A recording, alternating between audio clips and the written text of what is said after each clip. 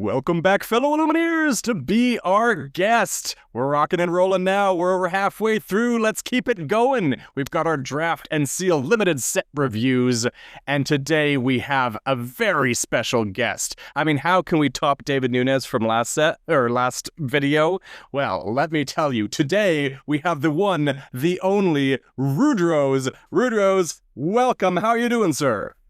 Mr. BR guest, thank you so much for having me. It is a pleasure to watch these. As someone who's never been super into draft beforehand, your videos actually really got me into them because it was nice to see, hey, here's a card that maybe you'd never use it in Constructed, but in draft, here's how great it could be, maybe how great it couldn't be. So I'm really happy to be here. That's amazing. Thank you for saying that. I owe a lot of people money. You know, James was very kind. You're very kind. So I got to slip those $50 bills in the mail. Excellent. Yeah. You got my Venmo. You know what it is. But tell the people a little bit about yourself. You've got a pretty detailed CV going on. So tell the people a little bit about yourself. I do. So my most prominent, presence is Rudrose TCG, which is here on YouTube. You can check me out there. I try to do a weekly Lorcana video, usually on Wednesdays. I just got to release my spoiler this last set. I always try to make those really fun and enjoyable. And, you know, I'm an artist at heart, so that's something I really care about. And yeah, I've been playing TCGs, gosh, pretty much nearly my whole life. Yu-Gi-Oh!, Pokemon, Final Fantasy, Magic. I've pretty much tried all of them. Lorcana is my nice current fix, which is very enjoyable. So check me out there. I try to do deck techs and other fun things. I'll tell you up front, though, I'm a very honest and straight shooter kind of person. So, like, if you want someone who's just going to give you a bunch of fluff, I'm not the channel to come to because I'm going to tell it like it is. But if you want someone who gives you their honest opinion, come aboard. Happy to have you. My man, that's why we connect so well. That's why we're having a good time today. Yeah, I mean, I keep beating this drum, but I have to because for me, I just love the enthusiasm that you put into the card reveals. I was doing my little hype video for these the other day. I'm like, I don't know quite how to describe it, but I was like, the king of hype videos, the hype video or not hype video, reveal video boss, reveal video king, like something like that. Thanks, man. That really means a lot. I put a lot of work into those, so it's nice to see when people really receive them warmly. Yeah. And your singing skills pretty good. I don't know if you can give Baker a run for his money quite yet, but pretty good. Oh, I will happily challenge him any day of the week. So you heard it here, Baker. Yeah, come on, Baker. If you're doing it, let's do it. The glove has been thrown down. Amazing. All right. So I love that you were saying that you haven't been like super into limited for the entirety of Lorcana, but you got into it recently. I think that's a perfect vantage point for a lot of the audience. So I'm really looking forward to what you have to say. Challenge me as we go through this. Absolutely. Just as everyone in the comments is going to. I see you, Jacob. Yeah, we'll get into it. So without further ado, let's cue it to Pass Heath to tell the people about how we rank these cards, and then we shall get into it. Take it away. So we're going to do A, B, C, D, F as our rating system. A is first pickable and happy to first pick it. This is a bomb or just a really effective card. There are commons that are absolutely within this territory, but ultimately it's something that you're just like, you open your pack, you look at it and you're like, yeah, this is the one for me. Love this one. Happy to have it, right? That's an A.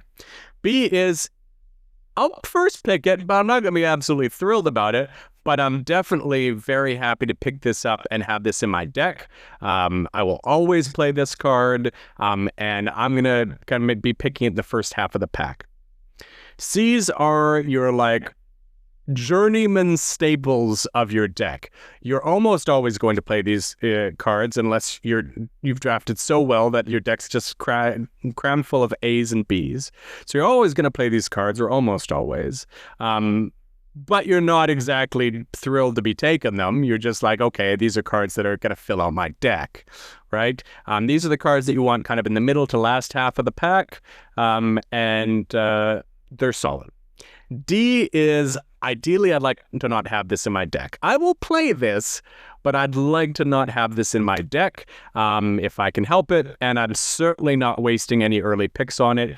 These are cards that you are going to be picking up because it's the only cards left in the last third of the pack, right?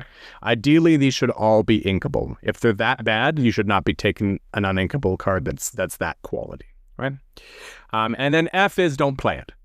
And usually that's because they're uninkable and they're like D quality and uninkable. But it could also, there could be some inkable cards that I rate as S just because they're so bad. And in that case, obviously, if they're inkable and you need ink, you're going to play them in your deck because you're only eliminating 8 cards that you drafted. So if you have, 8 uninkables that are Fs, you're going to play an F that's inkable, of course, right? But you should try never to have this anywhere near your deck, and you should only be using it as ink if I've got an inkable F in there. And we're back like magic. It's like we hardly ever left. Right? All right. So we're going to start with Minnie Mouse here. So she is an inkable 2/4, 2 lore. She happens to be a hero and a princess, which is probably the 2 most relevant subtypes in this format. She has 2 abilities. The first one is your character's name, Mickey Mouse, gains support. And whenever this character quests, you may banish chosen exerted character with 5 strength or more. What do you think about Minnie Mouse? I mean, the Mickey, I want to say there's like 3 or 4 Mickeys. One of them's a legendary or a really high rarity, so like he's going to be hard to pull. I mean, support, even in draft, like support is way better in draft, but I've never been blown away by that ability. You know what's funny? As I was doing my homework for this episode, I didn't realize she had the text that the character for her second effect had to be exerted. That was the first, I was like, oh. I just thought it was like she quested and she knocked out a 5 strength or higher. Yeah. They have to be exerted, so that's way worse than I originally thought. I looked it up. In the entire draft set, there are 14 characters with 5 strength or more. We know 6 of those are vanillas, so I don't know how often that's going to help you. Like you might just be playing her because she's a 4 body with 2 lore, and 2 lore goes a long way, especially in draft. And she's inkable, so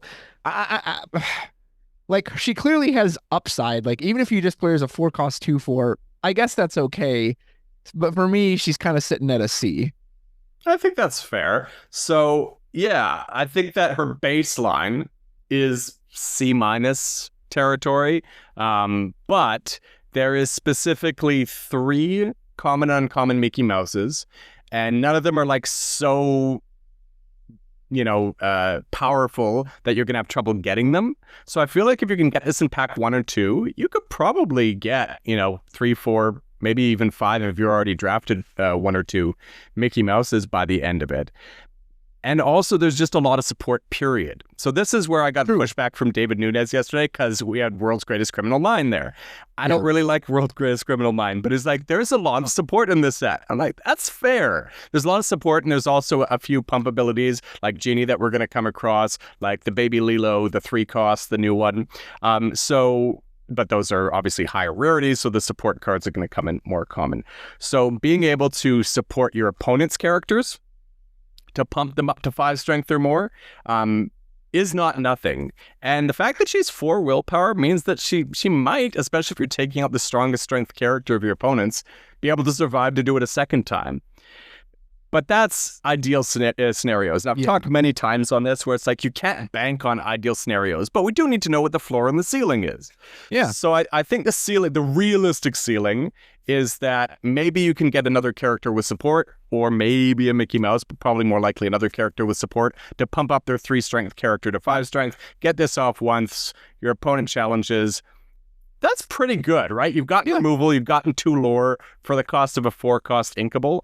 I think that's pretty solid. So I think if we figure that we're probably not going to get the ability off much of ever, it's probably in C, but I think you could probably work around this as long as you're not getting it like, third pick in on the 4th pack, and it's way too late to be building around this. I think it's not going to take much to build around this. It's not like you got to try really hard to build around this. So I'd probably lean more towards the like C+ territory.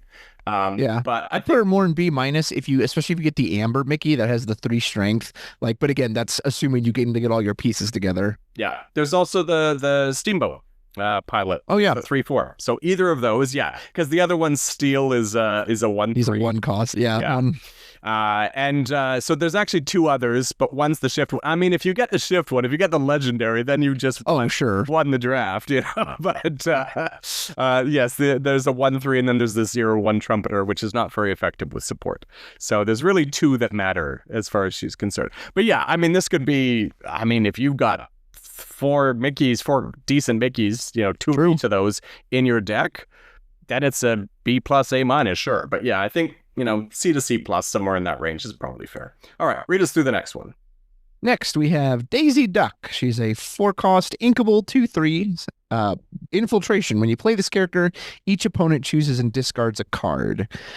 I think she is going to highly depend on if you're going first or second. Usually in draft, you get into top deck mode pretty quick, and card draw seems especially limited in this set. So, like, if you're going first, she's probably a little better because your opponent is probably going to have more cards than you, so she'll trigger that discard.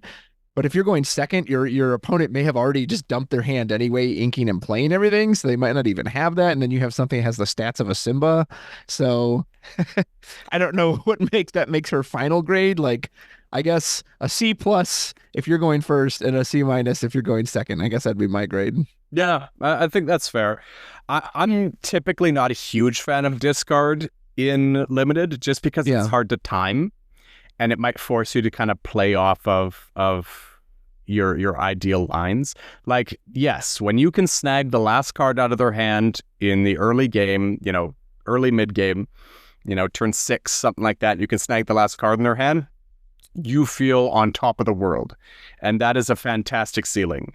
But I think the floor of I top deck this late, my opponent has no cards in hand, and I've got a 4-cost 2/3, or even I draw it in my opening hand pre-mull or post-mull, and it's like, okay, I don't want to play this on turn 4.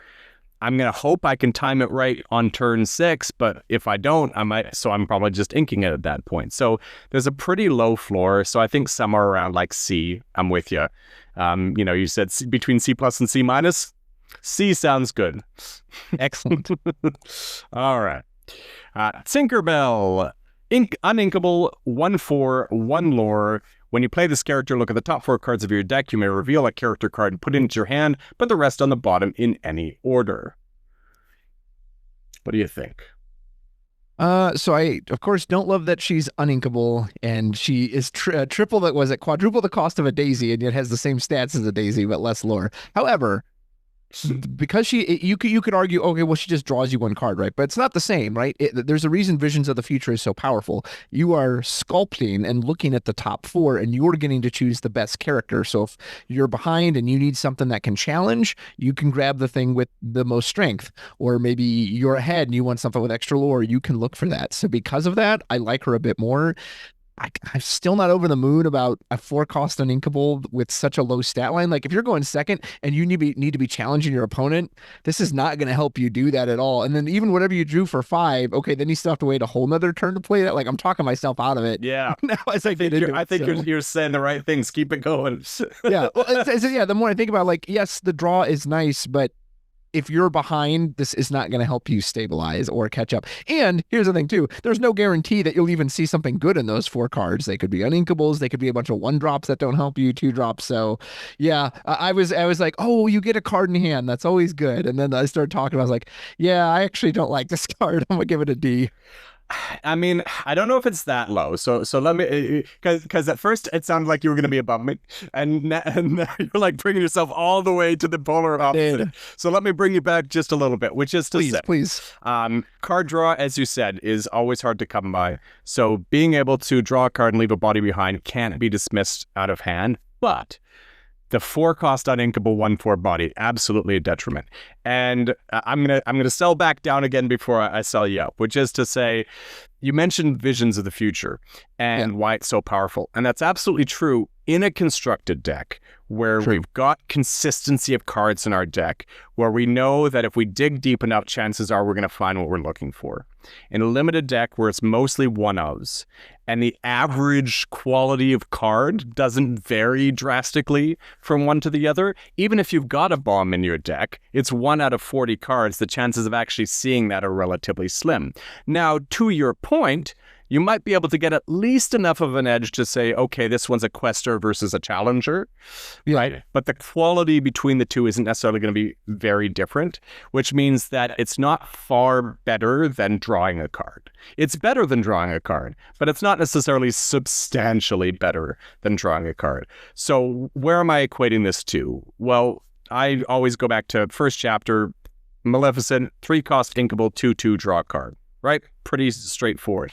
So I'm paying one more. I'm technically getting one stat pit more, 1/4 being 5 stats worth versus 4, but it's uninkable. So this is worse than that, but I would categorize that as like a B plus, right? So I still think that this is playable, but to your point, I don't really usually want to be playing this on 4. I want to play this when I'm starting to run out of gas, which means I got to wait till like turn 6 or 7 to be playing this, which means if it's in my hand early, that's problematic, and I might have to ink something that I'd rather not ink. So there's definitely downsides. So by contrast to Daisy Duck, this is one I would actually want to draw later in the process, right? Yeah. So as such, I think you'll probably come up a little bit to like back into the C territory. I think better than Daisy, but less than Minnie Mouse would be, a fair assessment for something. But you got to be careful, right? You can't have too many uninkables. Like 4 to 5 is kind of where I'm comfortable at. So I would not be picking this highly first pack because there's plenty of other uninkables you'd rather have. Yeah, because 5 would be what, an eighth of your deck, right? Assuming you're running the minimum 40. Yeah, right.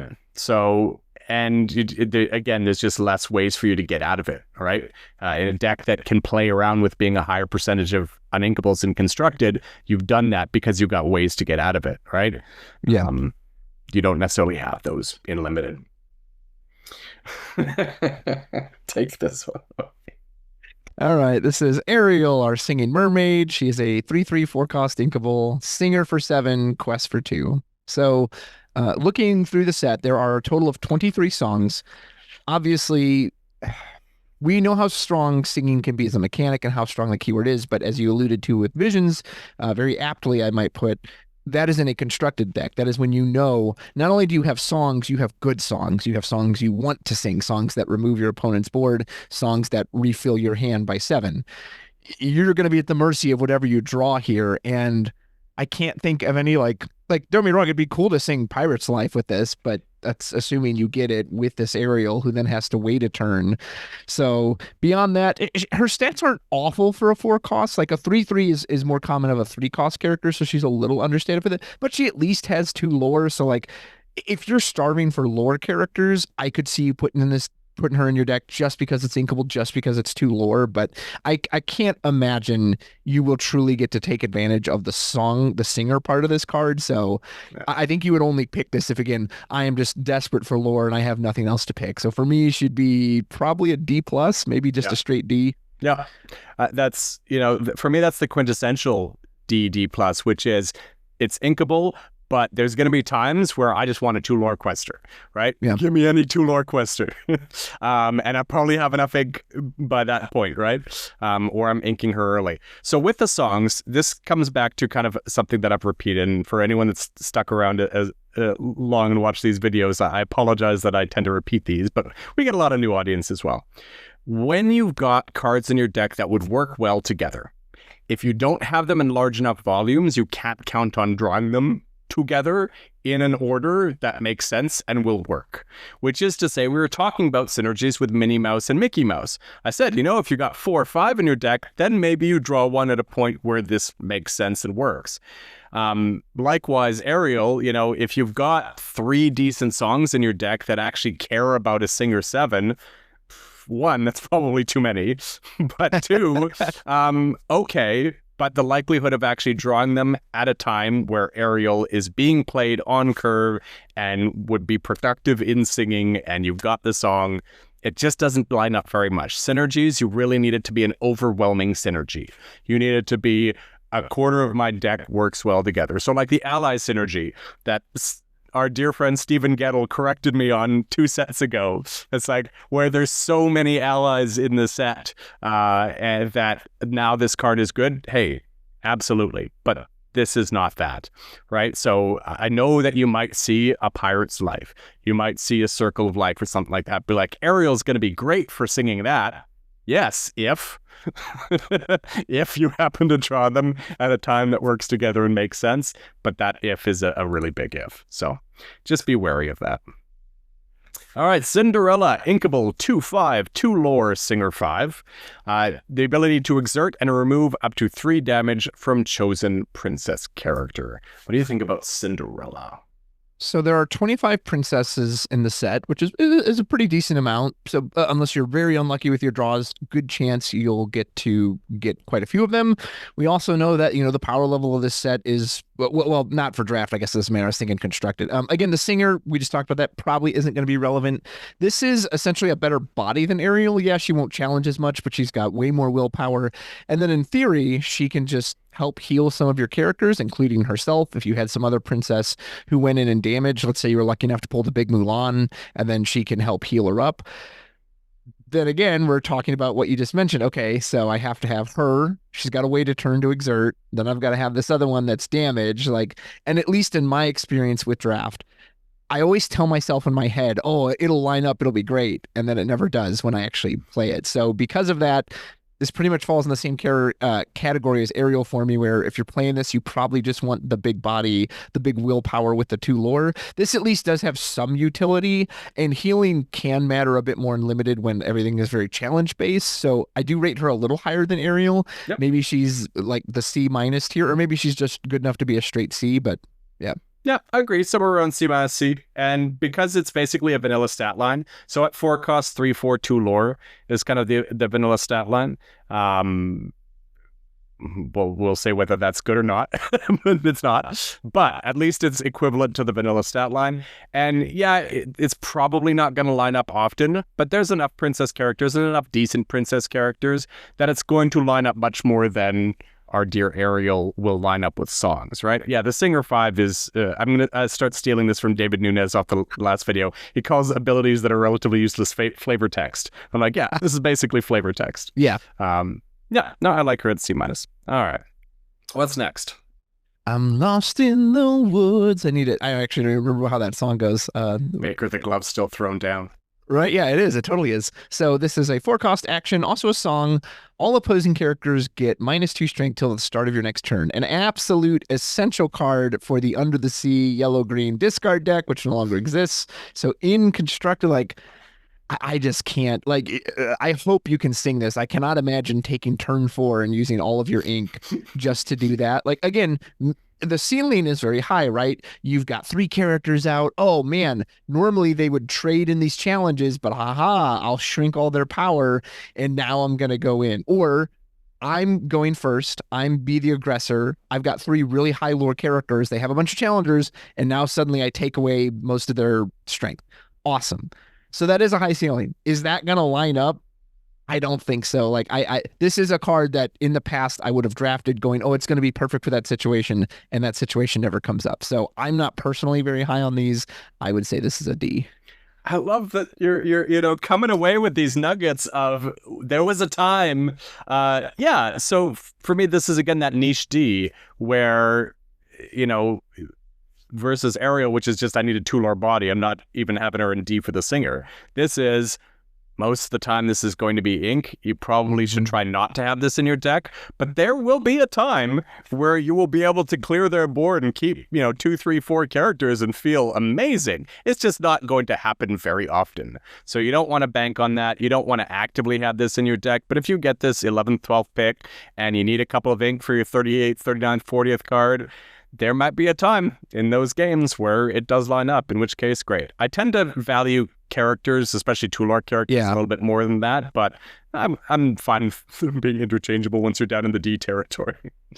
All right, we got Jafar. He is an inkable 0/5 2 lore. This character gets +1 strength for each card in your hand. I seem to recall you mentioning something about not having many cards in your hand. I think I did say that, yes.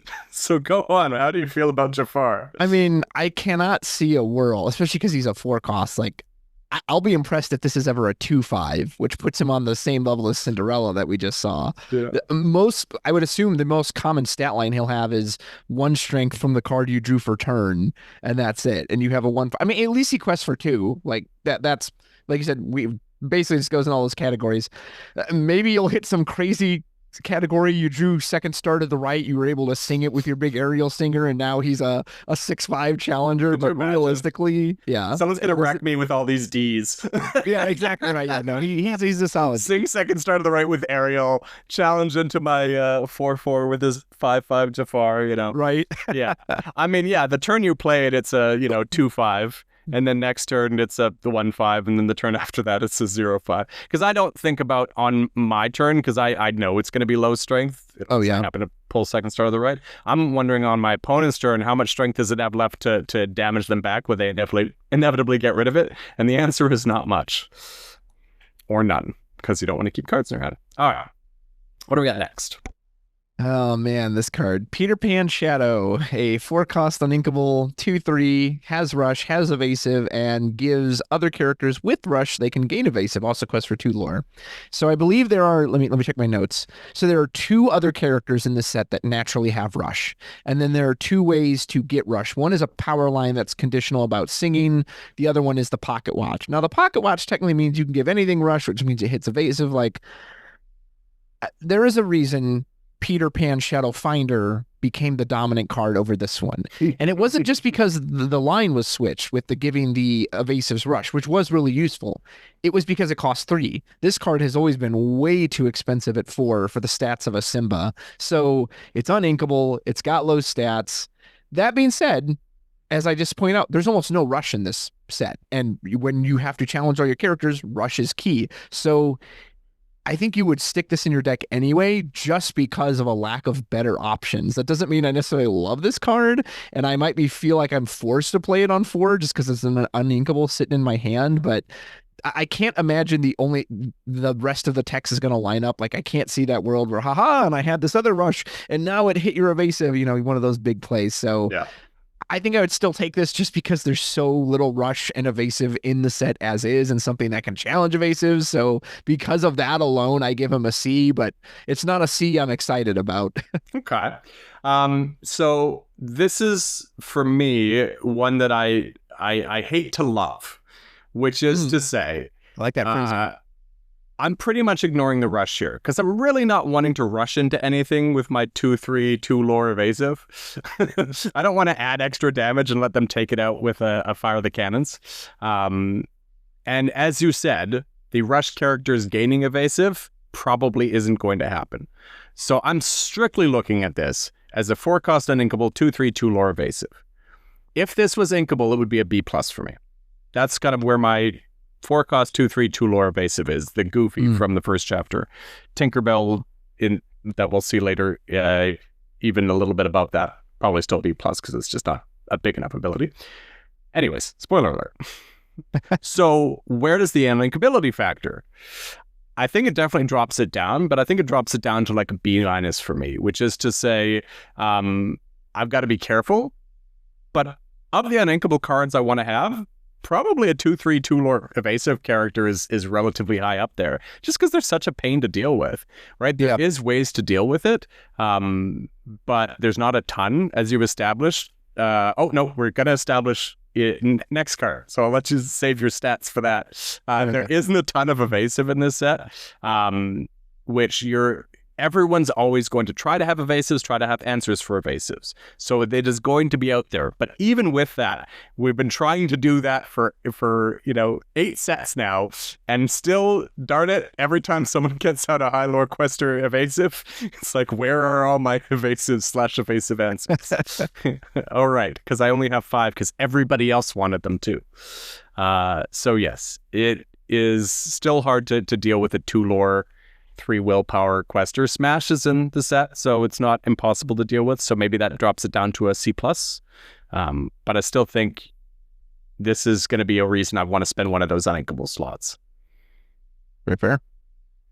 I think probably definitely more than Minnie Mouse. So somewhere, depending on where we end up, it can drop down, it can stay up, but somewhere between C+ and B-, I would say would be fair, but yeah, the uninkable sucks, and the rush might as well not be the case. All right.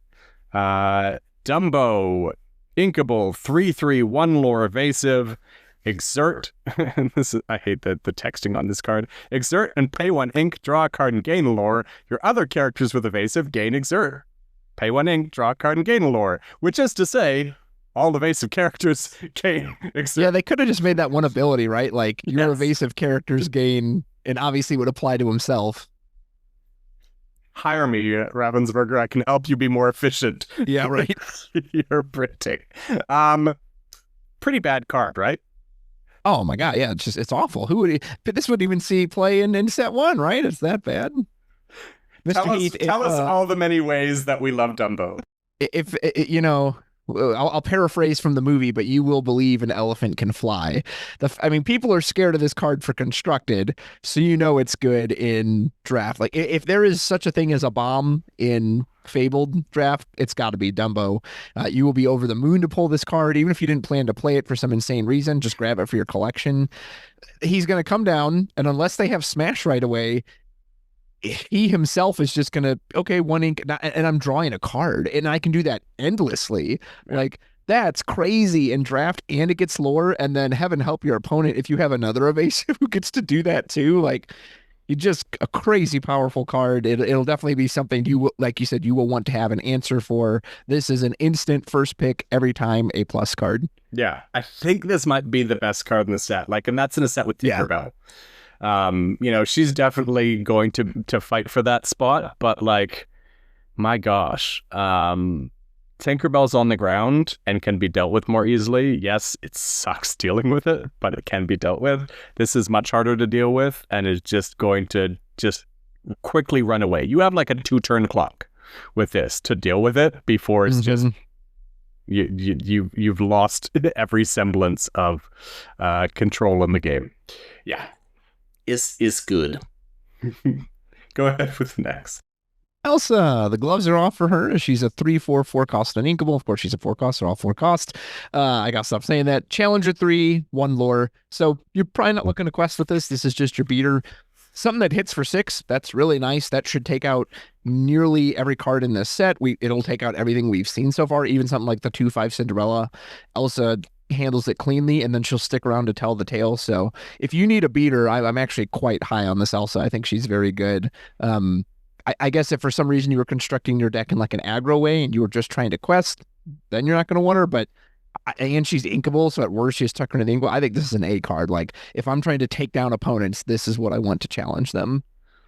Yeah, when I first saw this, what was this in set 4, something like that? Yeah, I don't even remember. I don't know. Yeah, underwhelming. Whatever set it was in.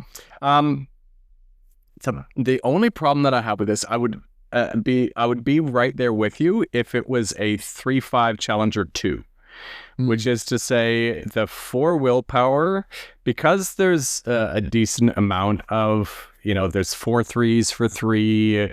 There's the 4 4s for 4. At least your trading equivalent. If it was effectively challenging as a 5/5, I would adore this. But it's challenging as a 6/4. I think you're going to, most situations, you would have been much happier for the 5 willpower and it survived more than for the 6 strength, because there's very little that is 6 willpower. Yeah. Very, very little. 5 is plenty. So yeah, this is where I'm not quite that high on it because of the 4 willpower. So I would probably have it more in the B territory. But I think, to your point, even if you are trying to be more aggressive, you need at least some bodies in the deck. You can't just go strictly aggro or you will run out of gas too quickly. Yeah. So you need a body like this, or your 3 cost 3/4 or your 4 cost 4/4, this even better, to control some of the board to keep your aggressive characters questing, right? Okay, you get 1 favorable challenge on my questers, but then I clear you out with my bigger body, and so you can't keep doing it again. So I think you need to have bodies like this, and I think of any of the kind of bigger bodies, this is one of the better ones, but somewhere in that range. So this is really interesting. So you would take this over Peter Pan then? Over like a 2/3, 2 lore evasive. I think I would snap take it just because it's inkable. Yeah. Would be. Have you been burned by uninkables in the past? Is this some trauma speaking? Well, it makes it different. Well, and if anyone has seen any of my videos, I have a awful habit of somehow drawing all my uninkables, even when there's 4 or 5 in the deck. Like, that happened to the last one of these. I was just like, come on, oh my gosh, like, I'm having inking problems in sealed. So Okay, I do say I like this to be a democratic process. So, let's put Elsa there and have her above Peter Pan. We'll split the difference there. All right. Dolores Madrigal, Inkable, 3/3 Tular. By the way, it took me like 2 sets to not keep saying the cost, so forgive yourself. Yeah. Inkable, 3/3 Tular. When you play this character, if an opponent has an exerted character in play, you may draw a card. What do you think?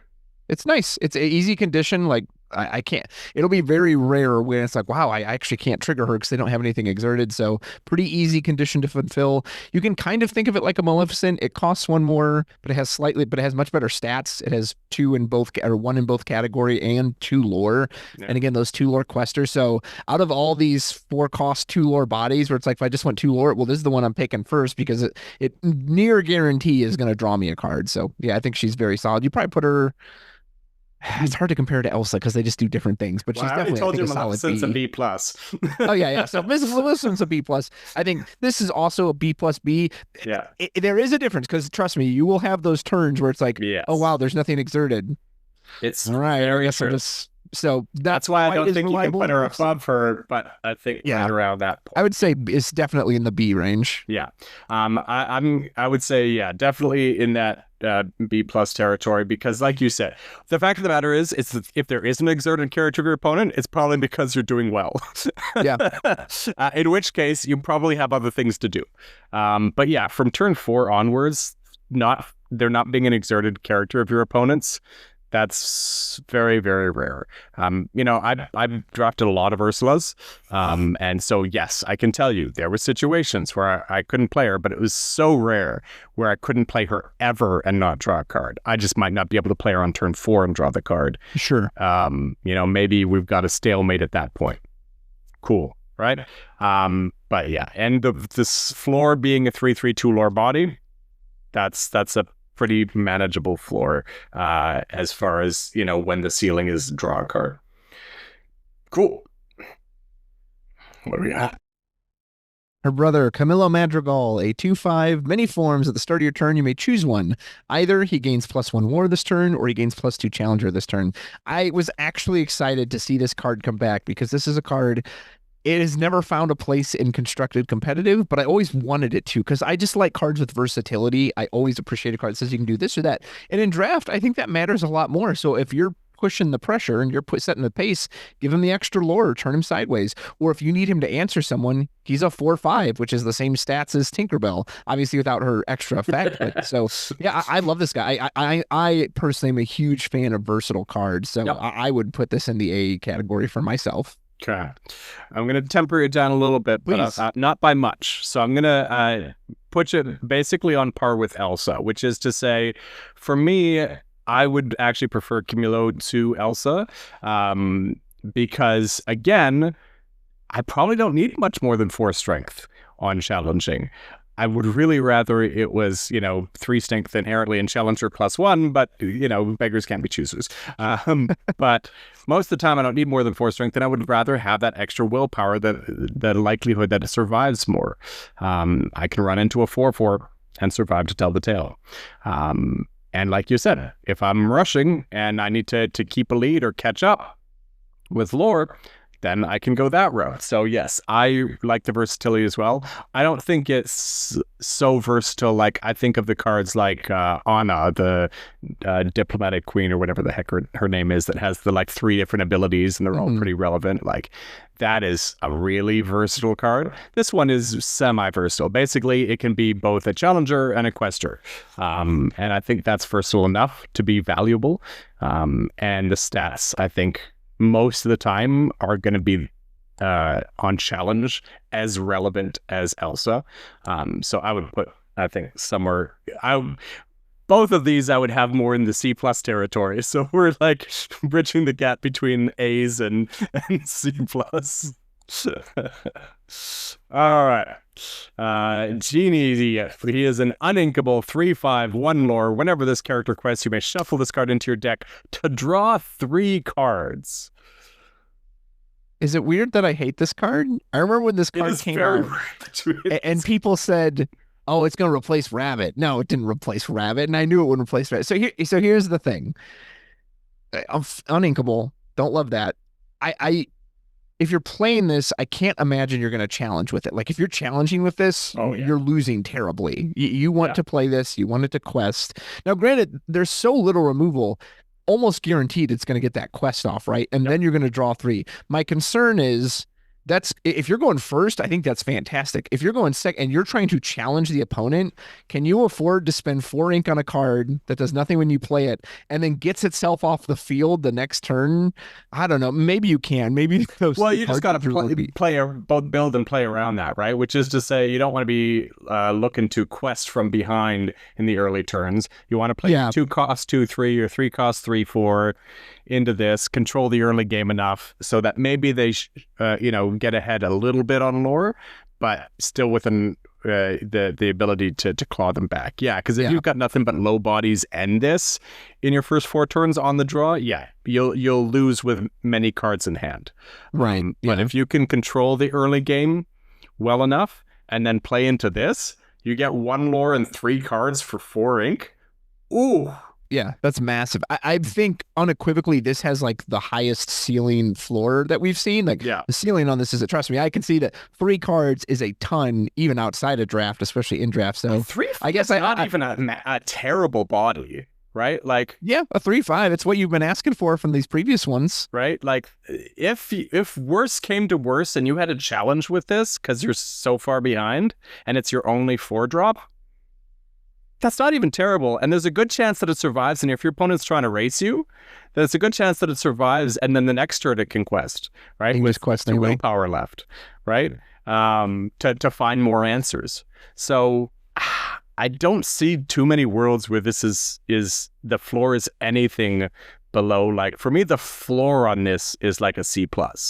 Like, I got a challenge with this 1 turn and then, quest with it the next because, chances are then my opponent's going to challenge into it and get rid of it. But that's also a great floor if I'm behind because the only reason I'm challenging with it is if I'm behind. So then I've gotten rid of your 3-drop and you've had to run something else into it so that I can't draw 3 cards. Then I've caught up, right? So the floor is like a C+ for me on this one. Interesting. Okay. Right? Like, the only thing that it doesn't wrestle with at 4 is a 4/4. But, like I said, take out their 3-drop, and even if they run their 4/4 into it, great. Now I can run a 1-drop into that, and, I've traded 2 for 1 still, pretty much, because my 1-drop was useless at this point. Yeah. No, I can see your argument. You make a good point. I think this is even better than Dolores. It is definitely not Dumbo. But I think this is like an A-. Interesting. I don't see a terrible downside to this. Like, maybe I could be brought down to like a B+, but when I can draw 3 cards in limited, when, as you pointed out, there is not a ton of card draw, that puts me in a huge position. If this was like a 2/4, which by all rights it could have been, like, because all you usually care about is questing to draw 3 cards. That would be very problematic. But a 3. You have way more draft experience than me, so I trust your judgment. And if I play in this set, I'll definitely draft this guy. You're very much selling me on him. Yeah. Again, just be careful with the uninkables, but I would absolutely prioritize this over Pan Shadow. And like, looking at the rest of the uninkables in even this cost, there's really almost none left that I would take over this. I don't think there's any left that I would take over this. So if I'm only drafting 1 4-cost uninkable, it's Genie. All right. Speaking of maybe not drafting a 4-cost uninkable. I think I told you we're not even 2/3 of the way through. We're a third of the way through. I've already forgotten. I think you said it best earlier with Pan, where you said, how did you say it? I love to hate this, or I hate to love this. I hate to love this. Yes, I hate to love. And Luis is just in the same spot. Like, it's a fox, but it's more expensive and it's uninkable and it doesn't have the fun bounce action. Like, but there's there's almost no rush in this. So it at least is a card that can rush in. It hits for 4. So as you've said, it should take out almost anything it hits. Yeah. I don't like this card, but I would probably take it, especially if I had no like action removal and I'm having to challenge everything. I need something that can rush. So I'm taking it. So maybe I would put it probably below Peter Pan in that sense. So maybe he's like a low B-, a high C+, or she, I should say. So first of all, we should say what we're talking about, which is Luisa Madrigal is an unthinkable 4/3/1 lore. I'm sorry. That's I didn't okay. read the card.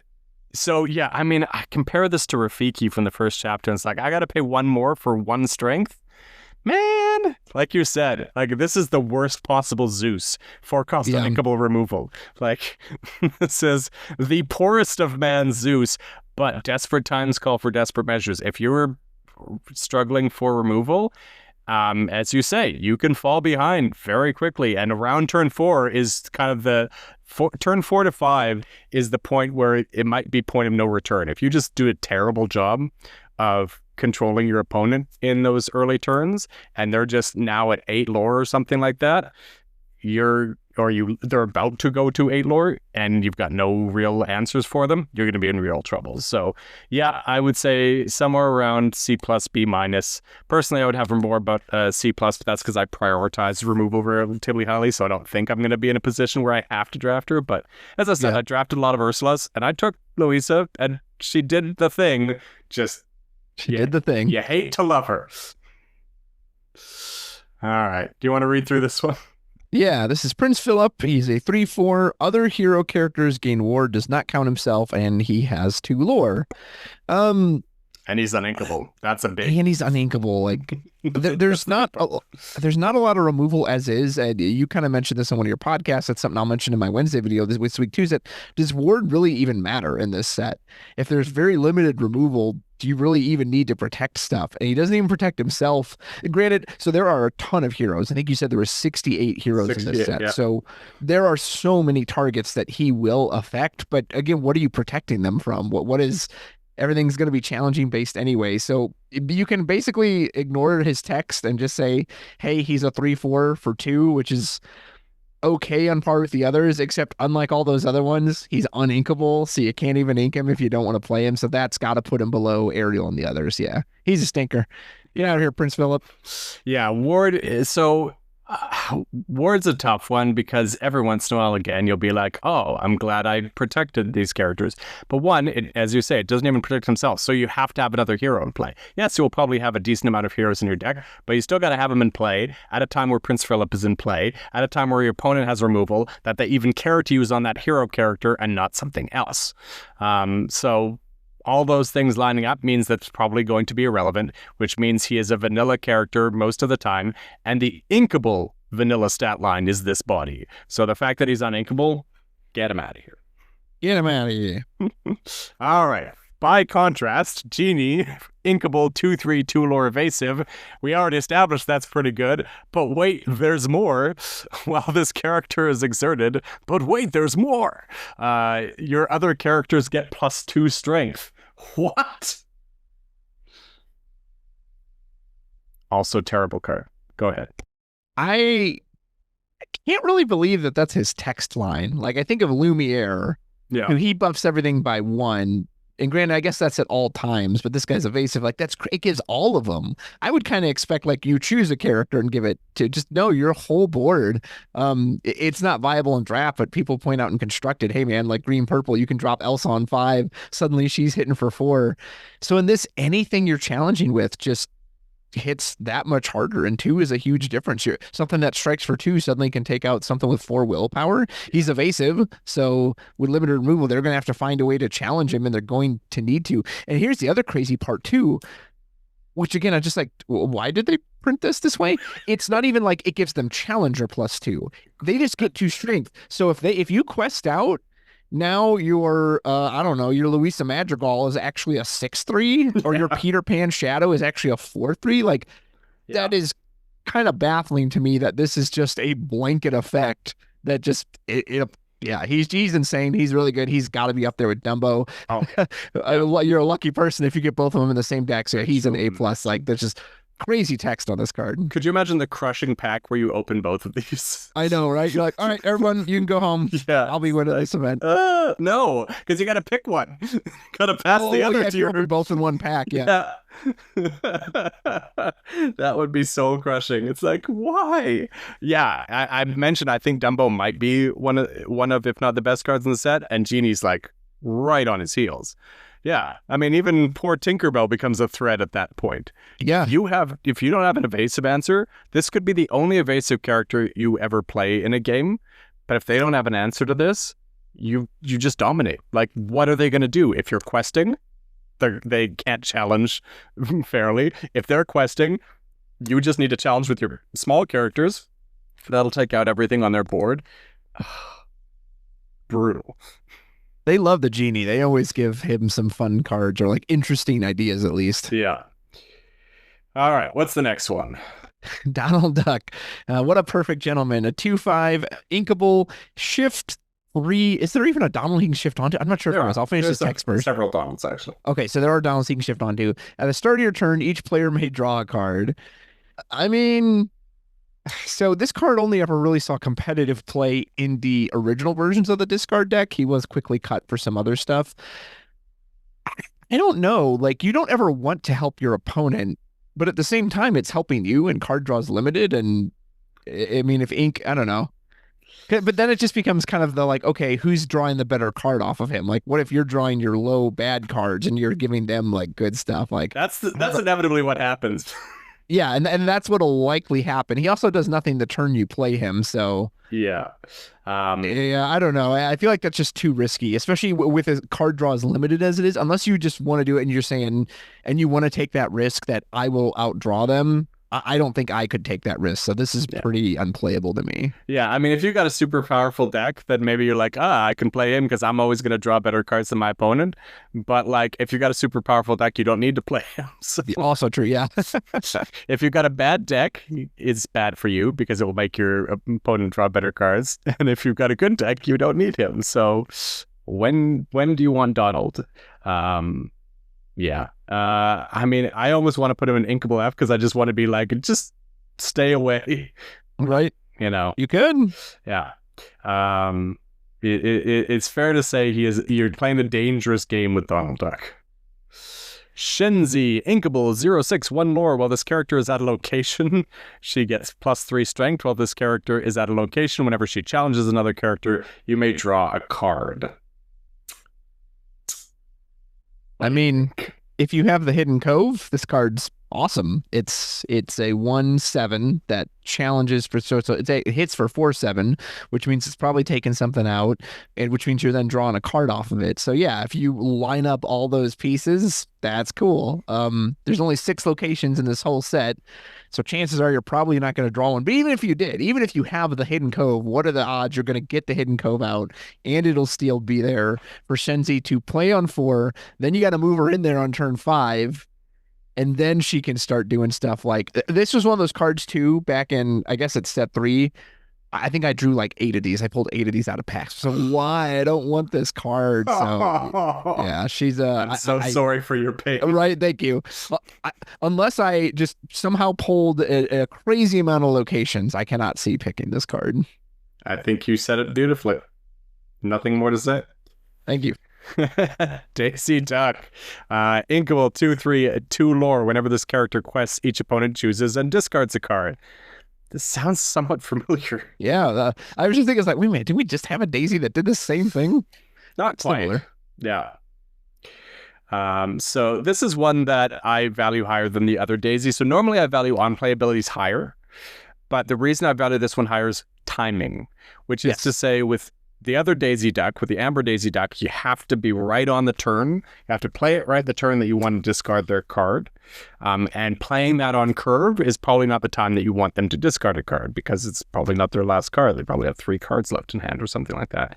Whereas Daisy comes down, you get to quest for 2 lore, and that's probably the turn where you want them to discard. And if by some crazy luck you can get her to survive a turn, you got some bodyguards or something like that, then you're really off to the races, right? But even if it's just the 1 discard, that's the better time for it, and you can time it. You can even wait. Hey, they've still got plenty of cards in hand on turn 5. You know what? I'm going to sit back on Daisy because I know you'll just banish it, and I'll wait and quest till the turn that I want to, discard your second to last or last card.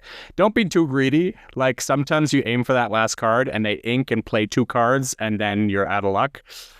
So if they've got 2 cards left in hand, just do it then. Yeah, I think she's above Tinkerbell on the list, but below Minnie is probably where I would put her. Yeah, I think that's fair. The fact that she's inkable puts her above Tinkerbell. No, absolutely. Speaking of Tinkerbell, she is most helpful. A 2/3 evasive, quest for 2, and when you play this character, chosen character gains evasive only for this turn. If this card was like remade now, they probably would add till the start of your next turn text, because they really started bringing that in more in some of the later sets.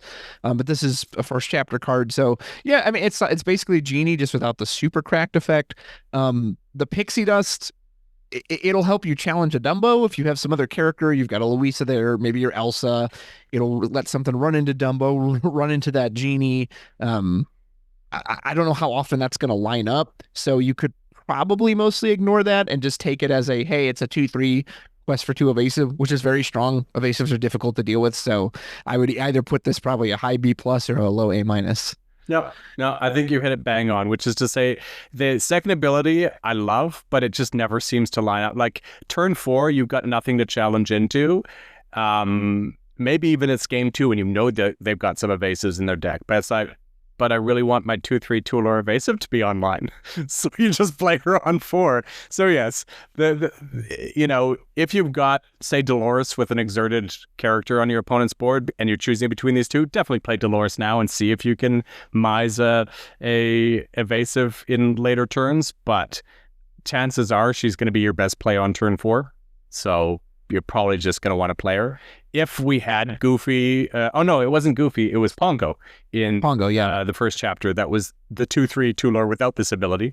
If we had 2 of those, obviously she's going to be above that, but that's literally like, for me, the breadth and width of how much I value the second ability is it's better than another 2/3 Toolor evasive. Yeah.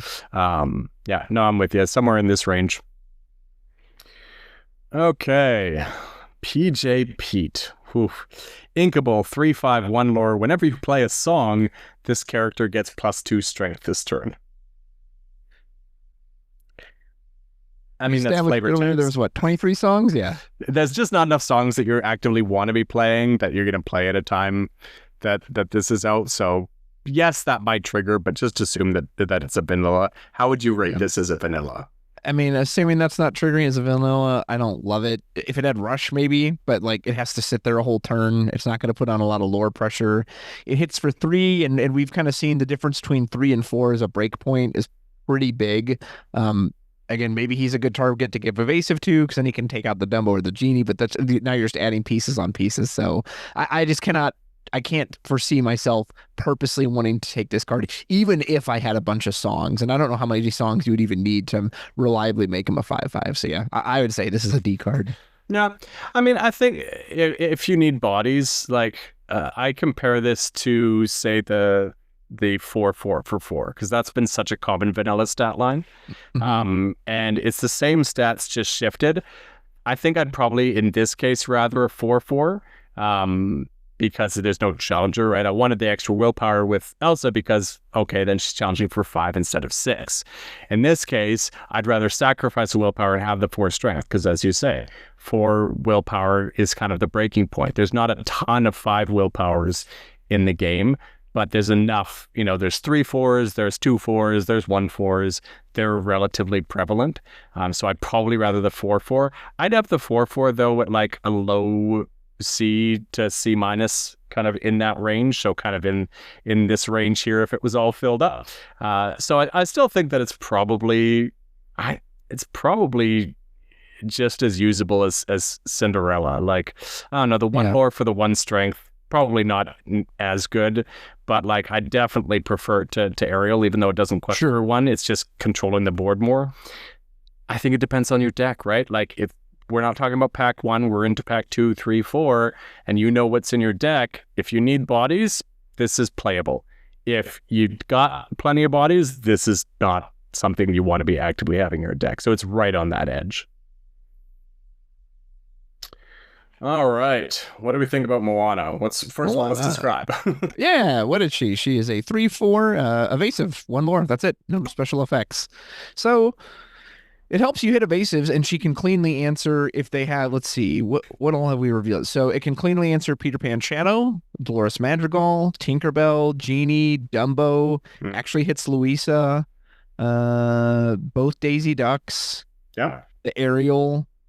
Yeah, she hits a lot, and it's evasive, so she's a decent answer to those evasives. It's kind of unfortunate that she doesn't have any other special effects, but I think you would draft this card just not only because it gives you something to answer evasives, it answers a lot of those 3 willpower cards in the meta, and she's inkable. So at her worst, you just tuck her into the inkwell. So I think I'm a bit higher on there, which is kind of weird for how plain she is, but I think her stats are in the right spot. Do you see it differently? No, I think you're right. I would rather be the threat than have the answer to the threat, so I don't value them as highly as, say, the 2/3 2-lore evasives. But knowing that there's several 2/3 2-lore evasives out there, especially Tinkerbell at common, right? Peter Pan's Shadow, Genie, you're not going to see them very often. Yeah. Tinkerbell at common, yeah, that's a problem, right? So I definitely want to have a Moana in my deck. It's just if I was, say, choosing between Tinkerbell and Moana, I'd rather be the threat than have that the makes answer sense to the threat. So I would put it. So I know you value Camilo and Elsa very highly. I would put it above those two, but I'm happy to negotiate. No, I would too. I think she's more generic, and that she's just, hey, she does the thing you want her to do. So yeah, dig it. All right. Be King Undisputed. Would you like to sing this one before we describe? Be king undisputed, respected, saluted, and seen for the wonder I am. Nice. Thank you. Okay, you know what? I need to listen to you sing more. I think it's because you were singing different, your made-up lyrics. And I'm like, okay, that's pretty good. But now that you know, all right. Well, and you know what's funny is that song is sung by a female in the film, so I'm in the wrong voice part. Like if I get to sing the men's songs, like, oh, Robertsburg, give me a men's song to sing. I'll be happy to. There you go. I think you did it very well. But no, that was brilliant. All right, Be King Undisputed. You probably all know what this is, but it's an uninkable action song. Each opponent chooses and banishes one of their characters. Now remember, this isn't constructed. What do you think about Be King Undisputed in Limited? So we've talked a lot about ceilings and floors, and I don't think there's an effect in Lorcana that represents that more than the sacrifice, the edict, the Tremaine effect, whatever version you want to call it. This card is backbreaking at the right time, and it will instantly end whatever your opponent was trying to do. And at the wrong time, it does absolutely nothing, and it just gets rid of some weak body they were going to get rid of anyway. So it is a song, at least, so you can sing it. I do like the idea of one of these 4-costers turning sideways, boom, you knock it out, you hit something else. It's uninkable, so I don't love that. But it is, at its worst, it's unconditional removal, and it does still get rid of something. Even if it's the worst something, it gets rid of something. So I'll be honest, Heath, when I was thinking about these cards, this was the one I had so much trouble evaluating. Because again, where do I look at it? Because in its best, it's one of the best cards in your deck. And at its worst, it doesn't help you at all. So I don't know. So think back to the limited games you've played in the past. And how many times is there only one character on your opponent's board? Very rarely, unless I'm winning, in which case I don't need it anyway. Conversely, how many times is there one just kind of crummy character lingering around? Always. This card is going to frustrate so many people that take it. Trust me, I want to have this effect in my deck. If this was inkable, I would be all over it.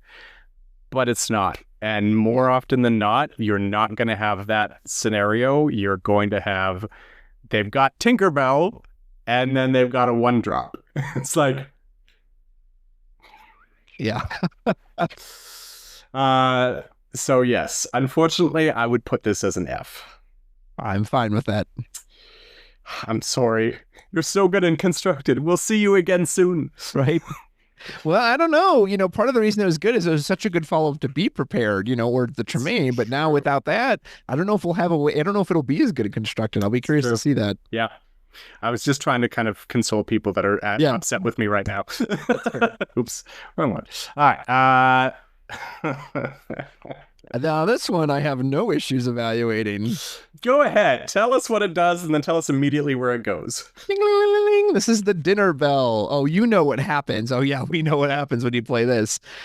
So it's uninkable. You have to exert it, pay 2 ink, and you draw cards equal to the damage on chosen character of yours and banish them. So, Miss Heath, let's count the conditions on this, shall we? Yes. Uninkable. That's number 1. Does nothing to turn its plate. That's 2. Then has to spend 2 ink on it. That's 3, which also you could say maybe 4 because it implies you can't do anything with it the turn you play it, right? But I already said that. So we'll say that's 3. Then you have to have a character on the board. That's 5. That character has to have damage, and that's 6. So that's 6 conditions. And the last time I checked, there's no card like Maui that you're banishing him with 4 damage and drawing 4 cards off of it. Like, I mean, this card is just, it's just too many hoops to jump through. Yes, it's card draw, but it's the worst kind of slow, uninkable card draw. I'm going to get you to 8. You got to 6. I'm going to get you to 8. Oh, please, please. Not only do you have to have a damaged character, it's got to have sufficient damage on it to want to draw enough cards with it. And it's got to be a character that, even with sufficient damage, you want to banish. In other words, it's not more usable just on the board. So now that brings us up to 8. Which means right in the F tier. Yep. On a true-hearted, inkable 2/4/2 lore, whenever this character quests, your other hero characters get +1 lore this turn. Yeah. She seems really good, especially we mentioned there's 68 heroes. You are going to have other heroes with this to use, and you can be patient, especially when you know there's not much removal in this set. You have other heroes and you know your Anna's coming down. You don't have to expose them. You can be patient, let them sit a turn, and then vroom, and you could even potentially flip the tables on your opponent that maybe they think, oh, well, I'm going to get ahead since he's just sitting there, and then suddenly they've all got that extra lore pip. So, and then she herself quests for 2, like... Yep. Don't get me wrong, it's a hair slow, so like if you're behind, maybe that doesn't help you out. But like you said, if you're the one putting on the pressure, I think this is quite good. Yeah, we think about what we said about Minnie Mouse, that the floor being, slightly worse than vanilla stat lines, but still a 2 lore, 4 willpower character. Not awful, right? D+ territory, but still not awful. And the ceiling, yeah, when there's 68 heroes, you're going to fall into heroes, even if you're not intentionally trying to draft them. Which means if you draft this early, you can build around it easily. If you draft this later, you've probably already unconsciously built around it because you've just got heroes in your deck. Ironically, I was looking at it, there's not a lot of heroes at 4 cost, but there is quite a few at 3 cost, I can tell you. And there's just a lot in the set period. So, yeah. And rare, there's a sick possibility you find 2 of these. I still remember when this came out, I played in a starter deck event, and my opponent just didn't quest stacked characters on the other side of the board, and their characters were strong enough that I couldn't reasonably quest without giving them good challenges, and eventually they just quested out for the victory. I'm like, oh, geez. This was thoroughly unsatisfying. So, where do we put her? Where do you think? Definitely above Minnie Mouse for me, because I think she's going to trigger more likely and, winning the game versus removing 1 character. I mean, I think I'd take her over Camilo and Elsa. Would you take her over Dolores? I think I would, in a vacuum, put her around here. Yeah. And then I think if I, have a good amount of heroes, she may even go up into this territory, into the B+ A- territory. And obviously she drops if you were very unlucky and didn't pull any heroes somehow. Like, if you've got 2 to 3 heroes on the board with this, she's effectively questing for 4 to 5. Like, you would rate that very, very highly. So I'm not saying that this is going to happen often, but I'm saying if you manage to, then she bumps up to be very high. Right? All right. See, I've forgotten again. Louis, Inkable, I think it was your turn, but I'll just go. Inkable 3/4/2 lore with support. This one's not interesting anyway. With support. What do you think about Louis?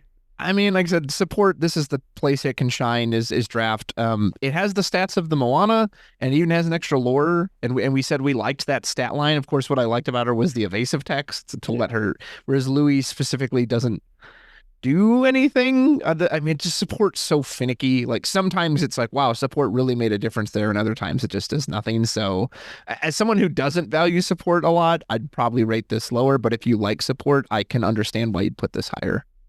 Yeah, I mean, support is one of those things that allows you to get good use out of cards like Tinkerbell, for example, or the Amber Daisy Duck that you've kind of used their effectiveness.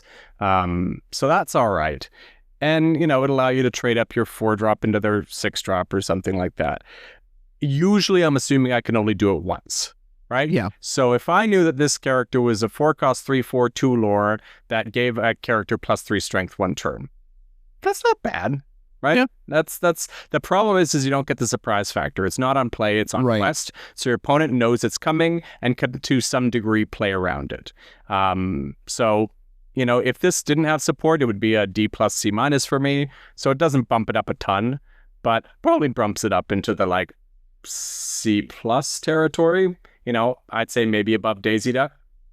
I love that comparison too, by the way, that you just made about how, if it was an on play, give something +3. Aha, surprise, you didn't expect that. But when they see it sitting there, they're going to know it's coming. So yeah, they're going to do the math. They're going to be like, okay, how much does this wreck me when you inevitably use this ability? Right. Would you say kind of fairly in this range here? Yeah, I'd say so. Yeah, cool. All right. Take this one. You get the more text. Alice, don't you know? Accidentally adrift, 2/3, 2 lore. When you play this character, you may put chosen item into its player's inkwell face down and exerted. Please note that includes your own items in inkwell. And whenever this character quests, chosen opposing characters get -2 this turn. I can't imagine the item effect coming up very often. There's not really any good items to play. I mean, there's a few, but in theory, you could ramp yourself, but you're already at turn 4 anyway. Ramp doesn't really matter in sealed. However, her on quest effect is quite good. It's a permanent, hey, if she can do this over and over again, and normally you would say like, well, you'll probably get to do this once, but maybe she will get to do it multiple times because she's lowering something's strength.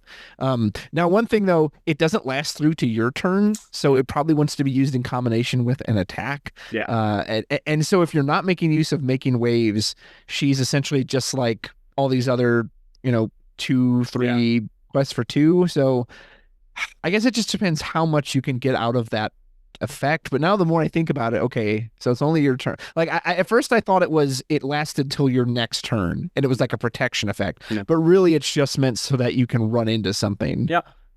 Yeah, that kind of makes me feel not as high on Alice. So especially if you play her on curve, you've maybe got 2 characters left that can challenge. And the -2 strength might not be as relevant as as a +2 strength, for example. Mm-hmm. Right? If it's later in the game, I've got big enough bodies that the -2 strength is probably relevant. So this is where I like her later in the game than earlier. The problem that I have is I don't want to think too far into the game. So I think maybe as far as like turn 6 or something like that. But even if I'm playing her on turn 6 to set up for like the next turn, doing some damage with, several bodies, then what else am I playing? A 2-drop with it? Hopefully not. So when you're not playing a 4-drop on curve, it's hard to really play it effectively. 3 drops are fine, right? Turn 6, I drop 2 3-drops. That's not too bad, right? They're impactful enough that dropping 2 of them is great. But drawing a 4-drop and a 2-drop isn't great. So there's not really a lot of times where I'm super happy to be dropping this, but it's not an effect that can be ignored, right? The fact that it affects all of them, I think you got to play this. I think it is definitely playable. My question is just, where does it land? For me, sorry, real quick. What did you mean it affects all of them? Chosen. Yeah, oh my goodness. One character. If it was the you board, you read until the next turn, and I read it as the board. Okay, I have this much lower now. Then I thought it was across the board. I misread this. Yeah, it's kind of like reverse support. Like instead of giving something, you're sapping it for That's one funny instance. That each of us read it wrong in a different. It's because we both probably read the original way. We're like, well, surely that can't be it. So I'm going to make it up in my head that it's better. Right? It can't be this bad. My apologies to everyone at home that just spent the last 3 minutes hearing us talk in multiple wrong ways about Alice. Okay, well, in that case, she's probably like a C- D+ to me. Oops. We got there. Okay, we'll put her here for now. We might drop her down later. The Queen. Inkable 2/5/1 lore. Whenever this character quests, you may look at the top 3 cards of your deck and put them back in any order. Notably, they do not go to the bottom. They still stay there. If they suck, they suck. What do you think? you know, I've always liked cards like Ursula's Cauldron from I think it was set 1, and I just like cards that let you kind of manipulate the top of your deck. But this, like you said, it doesn't stick it to the bottom. Whereas I think the Cauldron, I think you could put it on the bottom. One on top, one on bottom. Whereas here, like you said, if there are 3 bad cards, yeah, you can choose the order you're going to get them, but then you're just stuck with 3 brainstorm bad trap, cards. man. Exactly, it is. Well, and like so, Cinderella has the same stats with 1 more lore, so if you could put some to the bottom, I would value that because okay, I can get away some of those dead cards, but yeah, without that, no, I don't think this card's very good. If it was like I'd 1 to the top, 2 to the bottom, yeah, it would be almost equivalent to drawing a card. Because at that point, I've got rid of, again, the quality difference isn't that different between one card and the other in a limited deck. But between 3 cards, getting rid of the 2 worst and keeping the 1 best is still relatively significant. Even if it's just putting a 1-drop and 2-drop on the bottom and keeping a 3-drop on top. Great. I didn't have to draw a 1 and a 2-drop before I drew that 3-drop. That would be great. But the fact that it stays on top and all you're doing is kind of rearranging what order you're drawing it in, and for that, all I get's a 2/5/1 lore. Yeah. That ain't it. I think I'd probably rather that than Ariel. I'd sacrifice a lore to at least kind of keep drawing my best of 3 first, but not by much. Yeah. All right, we're almost there. When I was a lad, I ate 4 dozen eggs every morning to help me get large. And now that I'm grown, I get recess +2. So I'm roughly the size of a budge. I didn't know I was getting this as part of the package. Now you're invited back every time. Oh, dude, yeah. I'm going to make sure there's always songs in any ink cost that you review. Courtesy of Rudrose. So this is 4 dozen eggs. It's an action, a song. Your characters, so unlike the Alice, this one actually does affect your entire board. Gain resist to until the start of your next turn. That is quite a super strong effect, especially in an environment where challenging is so prevalent. You can buff up your board, and it works both ways, right? If you need to challenge in, now maybe they're going to survive through something they wouldn't. Or you quest out, you protect them with 4 dozen eggs, suddenly, oh, I can't actually hit your Dumbo or your Tinkerbell the way I thought. That being said, 4 is a little slow, like if you're taking that turn off, but if you have good questers, of all the songs I've seen, this is the one I'm the most excited for. It's also inkable, so at its absolute worst, you just tuck it into the inkwell. However, I have also been fooled by cards like this in the past where I think, oh man, it's going to be so good, and then that good just never comes up. Like if I'm having to challenge stuff and I've got 1 card on board and I top deck this, that's not really going to help me much. So is it a trap? Yeah. It could be, but I like it better than the other traps I've seen. I'll say that. I'm just gonna put this up there. Yeah. I don't know if you're looking at the cards. I can see it. Yeah. Yeah. Lost in the Eggs, 4 dozen woods. It is almost literally the exact same card, because unless your opponent has direct damage actions, it's giving the exact same effect. So with that in mind. Yeah. Wow, that's a great comparison. I didn't realize how similar it was to Lost in the Woods. That's crazy. Why would they make both of them? Only way this is better is against Tinkerbell or direct damage actions. Yeah. Right? Against Fire the Cannons, against Smash, against Tinkerbell, this is better. But like, that's not going to be relevant enough to warrant it. So yes, there's going to be times where this is a blowout and you're going to love it. Right? But there's plenty of times where it's just ink. I think at this point, I'm actually ready to like move some of these up. Yeah, by all means. But yeah. All right. Philoctetes. No nonsense instructor. Inkable 2/3/2 lore. Your hero characters gain challenger +1. And whenever you play a hero character, gain 1 lore. Hey, that's pretty good. As we mentioned, there's a ton of heroes. There's limited removal, so there's a good chance if you drop Phil, he can just sit there. Like, you don't need to ever expose him.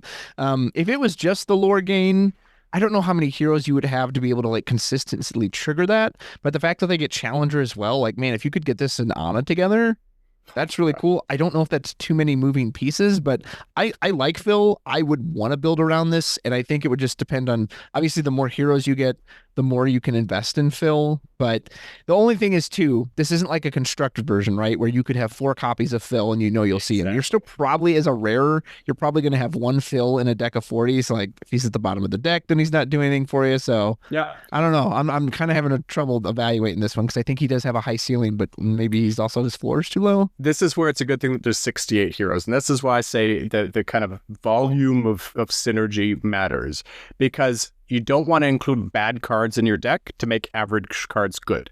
Yeah. But when there's so many that you're going to naturally take good cards that are heroes, then all of a sudden Phil becomes good, right? His floor is lower than Anna, just that 1 less willpower.